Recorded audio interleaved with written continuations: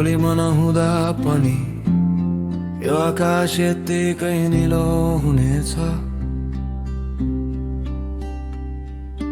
हावा यसै गरी सास फेर्दै हिँड्नेछ।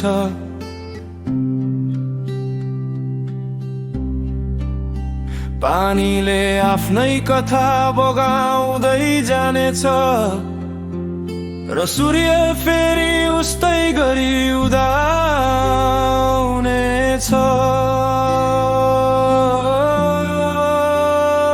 सुधिलो आज म छु, मेरो नाम छ, मेरो चिनारी छ। यो शरीर, यो सास, यो अहंकार सबै मैले नै हुँ जस्तो लाग्छ। तर सत्य त यति हो, म समयको एउटा सानो पाहुना मात्र हुँ। शरीर भोलि म नहुँदा यो शहरले मलाई खोज्ने छैन। यी बाबुहरूले मेरो पाइला सम्झने छैनन्। खोलाले मलाई रोक्ने छैन, आकाशले मलाई पर्खने छैन। सबै चलिरहनेछ जसरी अहिलेसम्म चलिरहेको छ। जसरी म आउनु अघि चलिरहेको थियो। यो जीवन एउटा सासको यात्रा हो, भित्र आउँछ बाहिर जान्छ। त्यही बिचमा म बन्न खोज्छु, तर म त एउटा भ्रम मात्र रहेछ जसलाई समयले सजिलै मेटिदिन्छ।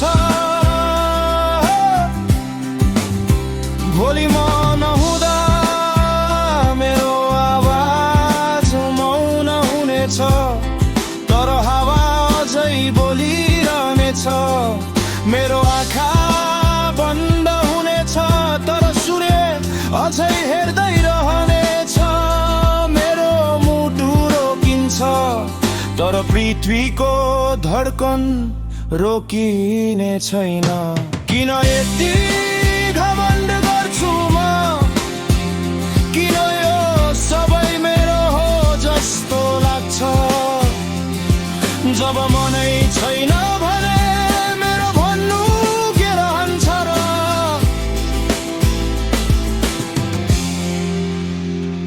यो शरीर धुलो हो, यो अस्तित्व क्षणिक हो। यो म एउटा कथा हो जुन एक दिन सकिन्छ।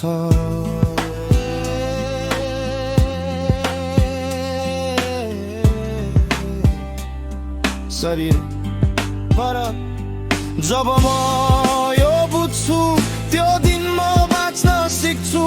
आज म छु, त्यसैले हाँस्न सक्छु, माया गर्न सक्छु, कसैको हात समात्न सक्छु र भन्न सक्छु यो पल नै सबै थोक हो।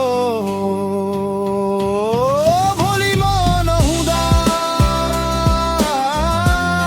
सबै ठिक हुनेछ। प्रकृति आफ्नै लयमा हुनेछ, संसार आफ्नै गतिमा हुनेछ। तर आज म छु र यही नै मेरो सत्य हो।